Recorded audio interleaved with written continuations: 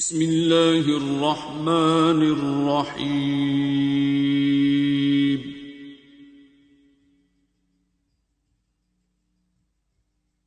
अर्रहमान।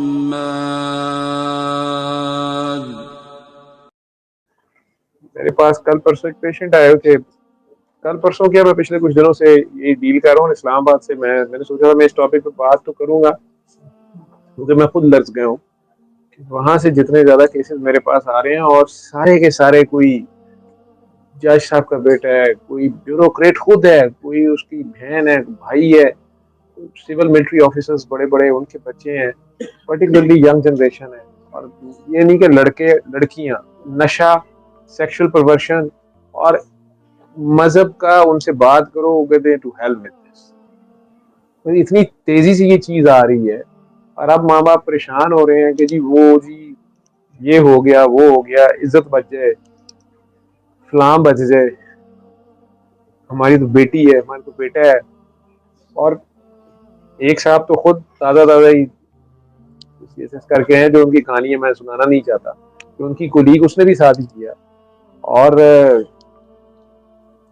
वो बच्चा बहुत अच्छी लाहौर की बेस्ट यूनिवर्सिटी के best, one of the best graduates. और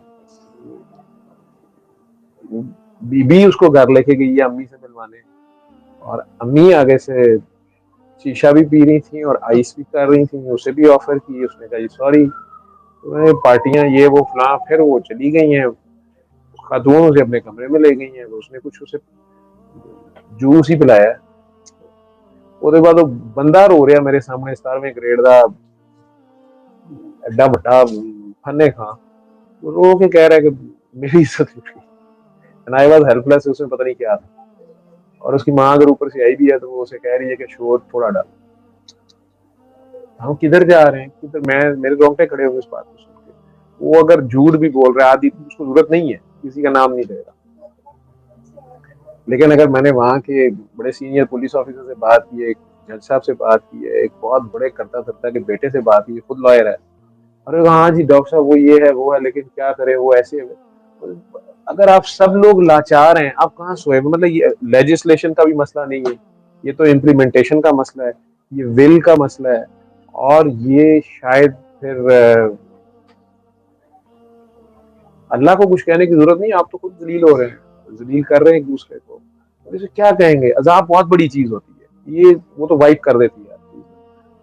ये तो हम खुद अपने आप को तबाह कर रहे हैं। मुझे तो ये नहीं समझ आ रही। नफरत असद की असल चीज है कि सरकारें दो आलम को बुला दी। हमारे दावे तो बड़े हैं, नारे तो बड़े हैं, हम आशिक रसूल हैं, कहाँ है हमारी करतूतों में? एक कोई हुलिया बना लेना, सिर्फ हुलिये के साथ तो और जिम्मेदारी बढ़ जाती, डबल ट्रिपल बढ़ जाती। अब आपके माशरे में मौलवी, अल्लाह मुझे माफ करे कि अल्लाह ने तो कहा था आलम का जो दर्जा वो सबसे ऊपर है, आपके माशरे में मौलवी तो एक मजाक है, टॉन्ट है। आप वैगन में सफर कर रहे हो, अचानक ब्रेक लगे, आप 6-7 बंदे खड़े भी हो, आप सवारियों पे गिर जाए, ठीक है, मैं भी गिरूं और आप भी गिरें, ठीक, औरतों वाली साइड पे गिर जाए। पहली बात है वो मौलवी हया कर अपने पैरों पे, मौलवी दाढ़ी को गाली है, किसकी किधर जा रही है बात? मुझे शायद कोई कुछ ना कहे, मौलवी तो आलिम है, बहुत बड़ी बात है, लेकिन ना उस हुलिये का पास, ठीक है। लेकिन चले जिस मर्जी हुलिये में आप हो, हम मेनली किधर जा रहे हैं? और वो माँ बाप अब पैसा बेइंतहा है, ताकत है, पावर है उनके पास, इस मुल्क के करता धर्ताओं में आते हैं। अब अपने अपने गिरेबानों पे हाथ पड़ा है, तो इस्लाम भी याद आ रहा है, सारा कुछ याद आ रहा है। एक चीज मैं आप सबको कहना चाहूंगा, हमारे बाप दादा ने जिस जिस मर्जी सोसाइटी से, जिस तबके से भी हम बिलोंग करते हैं, हमारे बाप दादा ने अगर कोई जायदाद बनाई, नाना नानी ने, दादा दादी ने, डिवाइड होके हमारे तक आई, या हमारे माँ बाप ने बनाई, बाप मर गया छोड़ गया या विरासत में मिली मिलती है, हम उसको बड़े धड़ल्ले से अपना हिस्सा समझ के लेते हैं। स्पेशली अगर जरा ज्यादा अमारत वाली जायदाद हो, फिर आपका नाम, जी हम फलाने नवाब साहब की औलाद हैं, हम फलां स्टेट के ये होते थे, वो होते थे, प्रिंस होते थे। हमारी मालेर कोटला में ये थी, ये वहां से मिला, हमें ये मिला, हमें ये हीरा फलां से ऐसे मिला, वो भी रखा होता है। विरासत में जो कुछ आ रहा है हम उसको वैल्यू करने की कोशिश करते हैं, संभालने की भी कोशिश करते हैं, और कई बार हमसे लुट फुट भी जाता है। ऐसे ही है। लेकिन हमारी कोशिश होती है कि मैंने जो कमाया जिंदगी में और जो मुझे विरासत से भी मिला, जो बड़े धड़ल्ले से बहन भाइयों से लड़के मैं अपने इससे की विरासत लेता हूँ, वो हम आगे अपनी औलाद को ट्रांसफर करें। यही चाहते हैं हम में से कितने लोग इस बात पे श्योर हैं कि जो असल विरासत हमें मिली, मैं सैयदों की बात नहीं कर रहा, इनके पास तो चले लड़ी दर लड़ी आ रही है, लेकिन हम में से बाकी सब लोग जो किसी ना किसी पिछली नस्ल पे मुसलमान हुए, मेरे 10 नस्लें पीछे अगर दादा मुसलमान परदादा मुसलमान हुआ, या आपका हुआ, कोई किसी भी मजहब से वो ट्रांसफर हुआ, आप लोगों ने कभी गौर किया है कि आप एक नॉन मुस्लिम हो और आप इस्लाम जैसी दौलत हासिल कर लें, पहले तो अपना अपना पिछला मजहब छोड़ना, वो जो भी कॉन्सेप्ट्स बचपन से आपने सीखे होते हैं, जो उस की अच्छी और बुराई और फखर वाली बातें होती हैं, वो सारी अगर इस्लाम से क्लैश कर रही हैं, तो आप वो सारा छोड़ के वो बंदा इस्लाम में आता है। एक मशहूर क्रिकेटर था, मैं नाम नहीं उसका लेता, उसने इस्लाम तो कबूल किया बड़ी देर, ये इन लोगों ने उसे ना कैप्टन बनने दिया, बल्कि कहते रहे था नाना है ऐसी, फलाना है ऐसी। हमारा तो ये हाल है, ठीक है। उसके बच्चों के साथ शादी करने पे शायद कोई नहीं तैयार होगा, ये हमारा हाल है, ठीक है। लेकिन चंद नस्लें पिछले हमारे भी बड़े इसी तरह से मुसलमान हुए।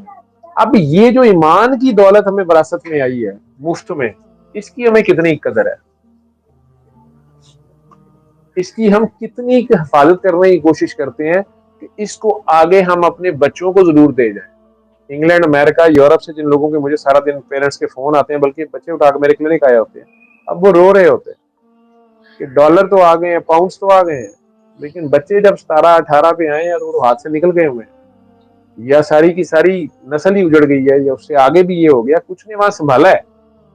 कई वहां पे नॉन मुस्लिम से मुस्लिम अभी भी हो रहे हैं, अहमद दिदात जैसों की मिसाल है, लेकिन वो तो फिर अल्लाह की जहां रहमत आ जाए। लेकिन उसने किस तरह से ईमान कमाया होगा और कैसे उसने फिर उसको ऑनरेबल वे से संभाला भी है। हम क्या वाकई विरासत में अपना ईमान ट्रांसफर कर रहे हैं अपनी औलाद को? ये जो ईमान की दौलत हमें मिली हुई है, क्या ये हम सही पूरी जिस तरह से हमारे किसी दादे परदादे ने मुसलमानी ली होगी, जितनी मुश्किल से शायद अपने इर्द गिर्द वालों से लड़के अपने दादके नानके या सगे बहन भाइयों को छोड़ना पड़ गया हो, शायद माँ बाप को छोड़ना पड़ गया हो, जान का खतरा शायद पड़ गया हो, और वो सारा करके फिर सोशल बाइकाट को फेस किया हो, उसके बाद आगे 6-7 नस्लों में तो हम बड़े फन्ने खाम मुसलमान। हालांकि ये मुफ्त की दौलत है जो हमारे हाथ आती है और हमें इसकी कदर तक नहीं होती। ये मुसलमान होना एफर्ट से, बाई चॉइस, एक रिलीजन को छोड़ के हक की तलाश करना और फिर हक तक आना, फिर उसको अपनाना, ये आसान काम नहीं है।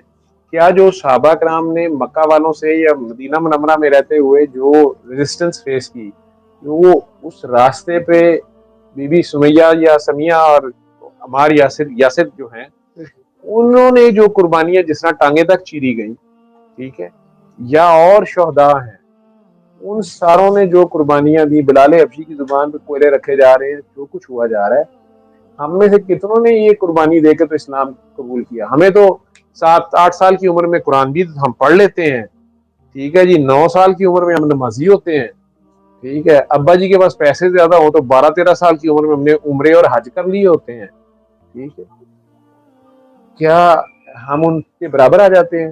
नबी करीम सल्लल्लाहु अलैहि वसल्लम ने सारी 10 साल ये वाली नमाज पढ़ी, 53 साल की उम्र में मिराज शरीफ पे ये तोहफा मिला और 63 साल की उम्र में पर्दा कर लिया, ठीक है।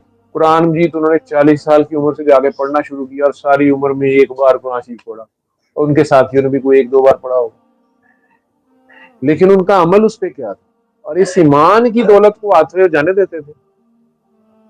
और हमारी ईमान की दौलत हमें माँ बाप से जैसी भी मिल रही है, और इन नस्लों की भी मैं देख रहा हूँ, वो तो जरा सी रिश्वत आती है तो कौन सा ईमान, जरा सी खूबसूरत लड़की आती है वो खुद ऑफर करती है। तो मैं तो उस ऑफिसर को कह रहा था कि यार तू चूचा से कानवा बुरकी पांदा से, ओदी अम्मी अगू शीशा पी रही थी तो तू उसकी आया क्यों नहीं, ये शीशे में वो आइस जो भी पता नहीं क्या बकवास कर रहा था, वो क्या है, तो वो उसे ऑफर भी कर रही है, तुमने उस वक्त ही कहना था जी सलाम अलैकुम। ठीक है, वो साइकी का मरीज बन गया वो।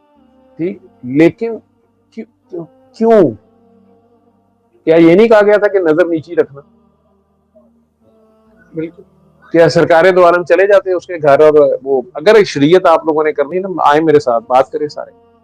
ठीक है, तो क्या हम उस सीरत पे हैं? वो है कुरान, ये सिर्फ पढ़ी जाना कुरान है। क्या नबी करीम सल्लल्लाहु अलैहि वसल्लम की जिंदगी नहीं है कुरान? तो हम में से कौन कौन है, कितनी ईमानदारी से हम नौकरी कर रहे हैं? मैं डॉक्टरों को शामिल करके कह रहा हूँ। आप डॉक्टर के क्लिनिक में जाते हैं, आपको गारंटी होती है कि आपको ठीक वाकई उसने नुस्खा ही ठीक दे दिया, या आपकी तसल्ली भी होती है कि उसने बात मेरी ठीक से सुनी है, या 10 टेस्टों का उसने फर्रा पकड़ा दिया जो आप शोर डालने की जी मैंने कल ही कराया, पता नहीं मेरी लेबोरेटरी। लेकिन यही काम आप अपनी दुकान पे कर रहे होते हैं, यही काम आप अगर टीचिंग कर रहे हैं तो आप स्कूल में नहीं पढ़ा रहे होते, सुबह और शाम को ट्यूशन आप ज्यादा बेहतर पढ़ा रहे होते हैं, अकेडमी में आप बड़ी जान मार रहे होते हैं क्योंकि आपकी रिप्यूट आएगी। यही काम आप दुकानदारी करते हुए, अपना फल सब्जी बेचते हुए आप जो 2 नंबरियां कर रहे होते हैं, बैंक में बैठे आप नोट गिनते हुए पैसे नीचे फेंक के और उसको शो कर रहे हैं, बहुत कुछ हो रहा है। लेकिन ये सारा कुछ, और फिर हम क्या हम नहीं समझते कि हम बेईमानी करते हैं? जब ईमान ही नहीं रहता हम बेईमान हो जाते हैं, चाहे वो हुकूमत की सीटों पे बैठ के है, चाहे वो किसी भी सरकारी दफ्तर में बैठ के है, या किसी पब्लिक सर्विस में है, या आपस में मियां बीवी आपस में नहीं ईमान तक रख रहे। जो मैं कहानियां सुन रहा हूँ, वो पैसा तो आ रहा है, पीछे से नस्ल उजड़ रही है। यहाँ पे भी यही हाल है। कल बच्चे रोते रहे हैं हमारे साथ कि हम तो जी आप कैसे, हमें आपने ये बात तो कह दी कि माफ करो, आप तो बड़ा कहते हैं माँ, बाप हमारा बाहर के मुल्क था, माँ हमारे सामने सारा कुछ करती थी। तो हम उस याद को नहीं भुला सकते। आपको कैसे पता चला? मुझे क्या पता, मैंने तो सिर्फ ये कहा कि अपनी माँ को माफ कर दो, क्योंकि उनकी अलामत कोई ऐसी, मुझे नहीं पता किस बात पे था, लेकिन उन्होंने जो बात मेरे आगे रखी है, दोनों बहन भाई, मैं तो खुद लड़ना शुरू हो गया। तो ये तो उस अल्लाह का ज़र्फ है ना, उसने वादा किया हुआ है। वो जो मैं सुनता हूँ ना, हम हैं बताए कूचा और बाजार की, तो मैं अपने आप नहीं कह रहा हूँ। कभी कभी सोचता हूँ कि रब सोचता होगा कि ये लोग मुझे क्या समझते हैं, मैं इन्होंने मुझे क्या पहचाना है। ये दुकानदार की तरह अगर 2 सजदे कर लेते हैं, ये फटा जाते हैं, ये कर दे वो कर दे, ये हो जाए वो जो, मैं रब हूँ, मैं कर तो रहा हूँ। 4 तस्बीहें करके ये उसको भी गिनाना शुरू कर देते हैं। 2 बंदों को रोटी खिला दें तो वो सैलाब ज़दगान की आप अपनी अपने गिरबानों में हाथ डाल दें। मैंने अभी मौला अली, पता नहीं, मैं मौला अली का नाम नहीं लेता क्योंकि मुझे श्योर नहीं है कि ये उनका कॉल है, लेकिन होना उन्हीं का चाहिए जिस तरह की उन्होंने बात की है। लेकिन मुझे चूंकि श्योर नहीं है, मैं आलिम तो नहीं हूं, लेकिन ये आप ऐसे कह लें किसी बड़े बंदे की बात।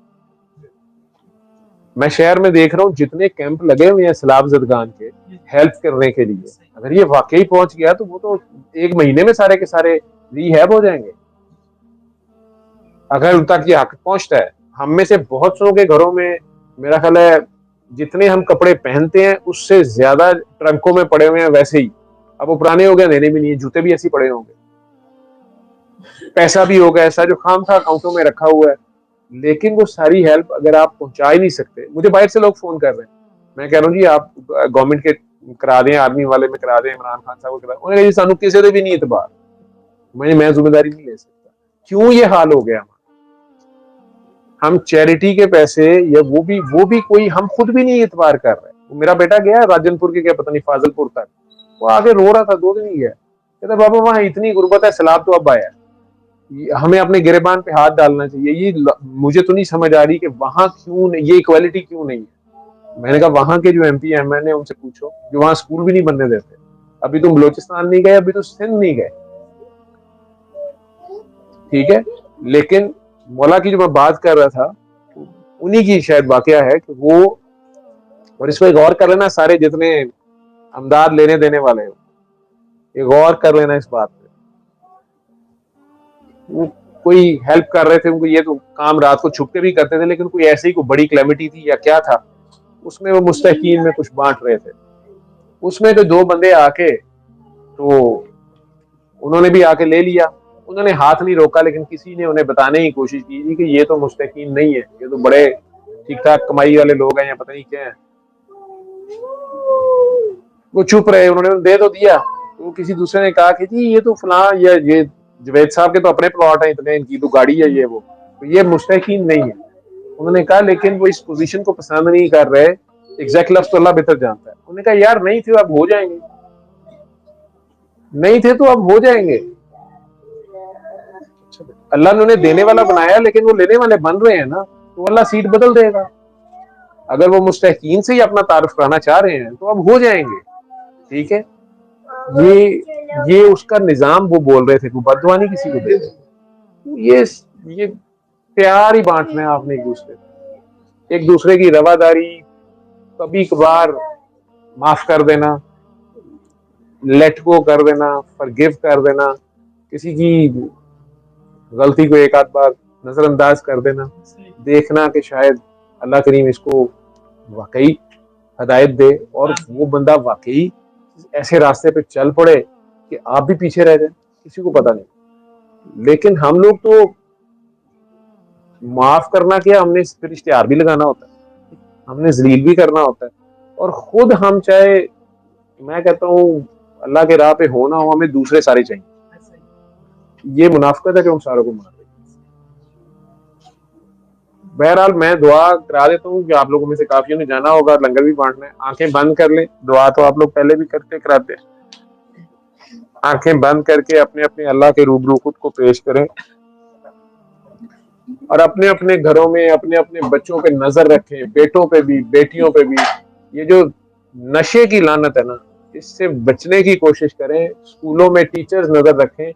ये अब आपको, ये ज्यादा पुरानी बात नहीं है, आज से 50 साल पहले हमारी गली के बड़े बूढ़े जो होते थे ना, हम सारों को कान से पकड़ के मस्जिद ले जाते, चलो नमाज पढ़ो। डांट देते थे, हम लाड़े होते थे, ऊंची आवाज में बोलता था, गाली देता था, उसको कोई ना कोई भी चाचा जी मामा जी फाड़ के फेंटी लगा देते थे, जो मोहल्ले के बड़े होते थे। स्कूल में टीचर्स की इतना दहशत होती थी कि उनके सामने तो वैसी जान निकलती थी, और माँ बाप भी उफ तक नहीं करते थे। ये इकदार आपको वापस लानी पड़ेगी, कम से कम नबी करीम सल्लल्लाहु अलैहि वसल्लम को तो ना छोड़ो। यही सोच लो कि सरकार हो तो वो क्या करेंगे, वो कैसे करेंगे, तो तुम्हें जवाब मिल जाएगा।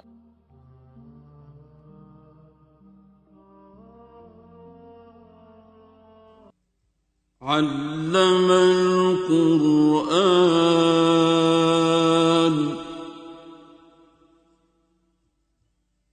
خلق الإنسان